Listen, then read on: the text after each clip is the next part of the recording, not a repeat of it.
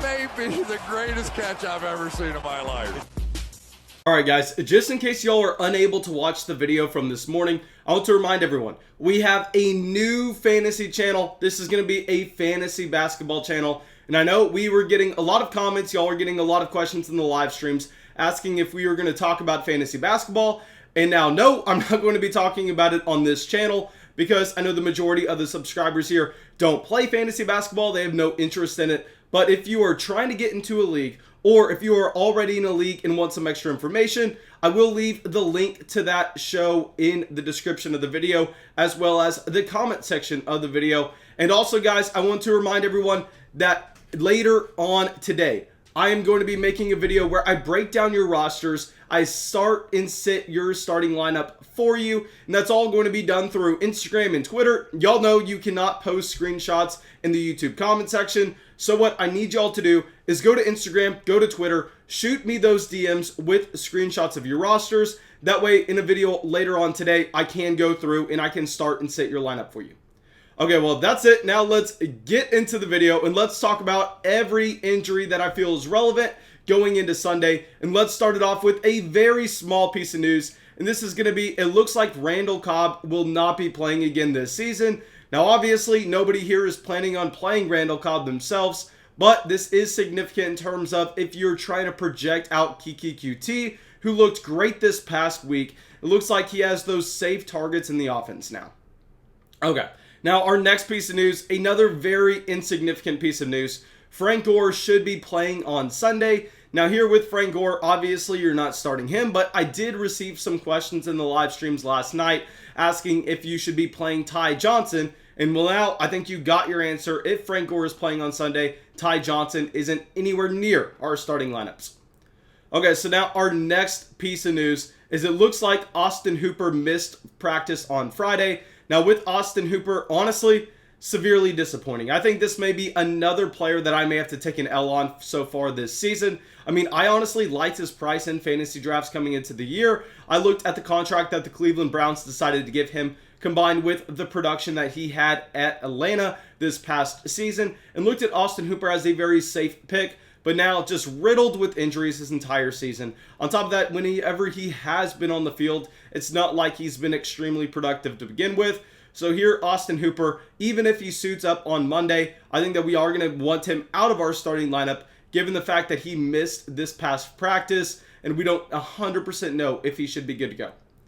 Okay, so now our next piece of news is it looks like Keke Coutee should be playing on Sunday. Now, I know a lot of people in the live streams last night were asking me about his knee, asking if he was going to be good to go. And yeah, I mean, he practiced in full on both Thursday and Friday, so I understand he is still hit with that questionable tag, but honestly, I'm not worried about it in the slightest. Keke Coutee should be good to go. Okay, so now our next player, someone that was not touching our starting lineups regardless, David Johnson, got put on the COVID list. David Johnson will be missing this game against the Chicago Bears. Now, obviously, we were not planning on starting David Johnson as he has no usage in the receiving game for that offense. But this now makes Duke Johnson a viable option. Now, if you are desperate for a running back 2 spot, I think that you can go with Duke Johnson coming off a career high in receptions. I don't think that's completely random given the fact that we know that Duke Johnson is soaking up some of those targets that would be going to Randall Cobb now that he's out of this offense. So Duke, I don't love the play. I'm avoiding it where I can based on the fact that the matchup is very tough against the Chicago Bears. But you could do worse given the fact that we know what that workload is going to look like.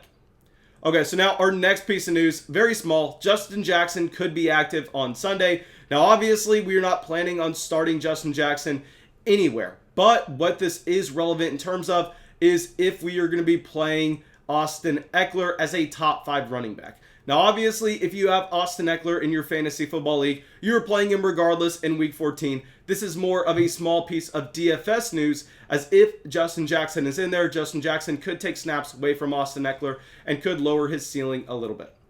Okay, so now our next piece of news, one of the most frustrating players all season, Kenny Golladay is officially out for Week 14. I mean, what the hell? Detroit, if you are not going to even consider playing Kenny Golladay, why is he not on the IR?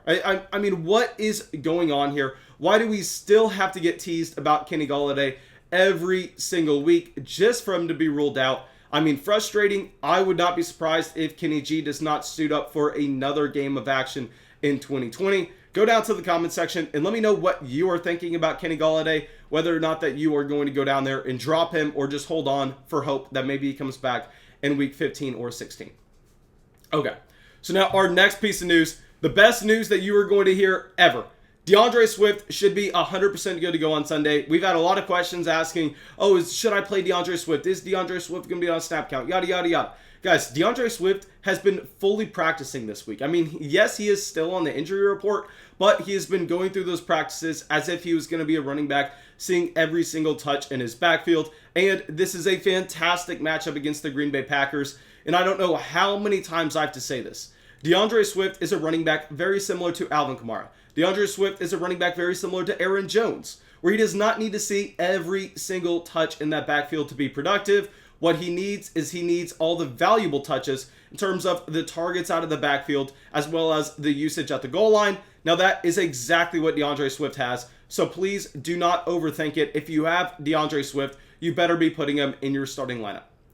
Okay, so now our next piece of news is Deebo Samuel is officially good to go on Sunday. Now, Deebo Samuel's not someone that I'm very excited about playing based on the fact that Brandon Ayuk has solidified his role as the #1 wide receiver option on that offense. But here, I think that we have to bump down Brandon Ayuk just slightly, knowing that Deebo Samuel is going to have those manufactured targets going his way right at the line of scrimmage. I don't know how many times I have to point this out, but Deebo Samuel is not a wide receiver. I don't know what position you call Deebo Samuel, but his average depth of target being so low is unreal. I mean, it's an outlier like I have never seen before. So Deebo Samuel, yes, is going to be taking targets away from Brandon Ayuk. So I think we have to be lowering Ayuk slightly. Okay, so now our next piece of news is Ezekiel Elliott. Yes, he is questionable, but he should be good to go on Sunday. We see this all the time with these bell cow running backs that are consistently seeing 25 touches a game. I mean, there's no real concern if they are limited in practice, just because, honestly, I would prefer them to be limited in practice. That way they can go out there and they can be 100% good to go during the game, because they are going to get those massive workloads. Their body needs to be fresh. I think that's exactly what we're seeing with Ezekiel Elliott. And honestly, he could be in play against a very bad Cincinnati Bengals defense. Okay, so now our next news is going to be Josh Jacobs. Looks like we are not going to have the official clearing until Sunday morning. Now, guys, I want to remind everyone, I am recording this on Saturday morning. So if something comes out later on Saturday, that's great. Put it down in the comment section so other people can see it. But as of now, it looks like Josh Jacobs is trending towards being a game time decision, something that we're going to have to be monitoring. But honestly, the matchup's pretty tough with Josh Jacobs regardless. Okay, so now our next player is going to be T. Higgins. Well, yes, he should be good to go against the Dallas Cowboys. And yes, this is a fantastic matchup. T. Higgins is still a wide receiver that I want to make sure is out of my starting lineup in week 14. Now, yes, I understand, guys. He is one of the most talented wide receivers in the entire NFL. I mean, I love T. Higgins, what he's been able to do at 21 years old so far this season. Looks like he's going to be one of the next premier wide receivers for the Cincinnati Bengals. But the quarterback play is horrendous. But T. Higgins is also banged up, so no reason to force him into your starting lineup during the playoffs. Okay, so now our next player is going to be Jonnu Smith. Looks like he is officially good to go in week 14, and they are going up against the Jacksonville Jaguars. So this is a spot where you can look at Jonnu Smith being an intriguing option, being someone that you want to go out there and put in as a flyer, as a low-end tight end one. I want to remind everyone, like I said earlier this season, once we are getting both A.J. Brown and Corey Davis into this offense, I don't think Jonnu Smith is that elite tight end option. That's why I had him as a sell high after his very strong stretch.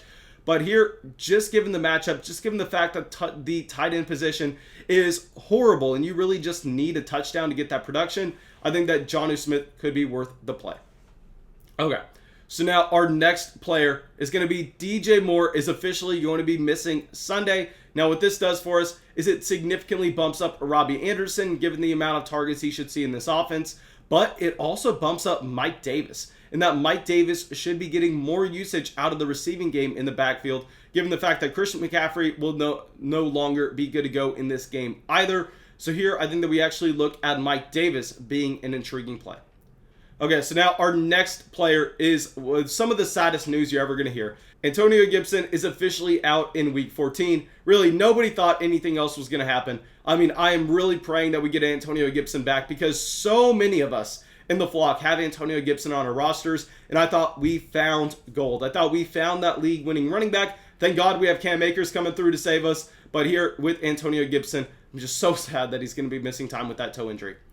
Okay, so now our next player is going to be Mike Evans is officially good to go on Sunday. Honestly, I did not think that Mike Evans was going to be good to go on Sunday, given the fact that he was downgraded throughout the week and he was listed as doubtful. But now, I don't think we questioned it. I mean, he was officially listed good to go on Friday, so I think he is fully suiting up for this game.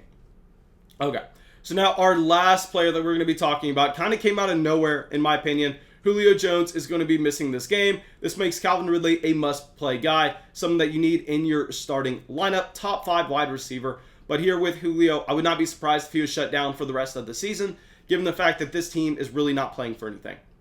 Okay, now, thank you guys. I really hope y'all enjoyed this video. I really hope y'all got something from it. As always, go down there, drop that like, leave that comment, subscribe to the channel. It really, really helps us out. And yeah, go to Instagram, go to Twitter, shoot me your rosters for our next video.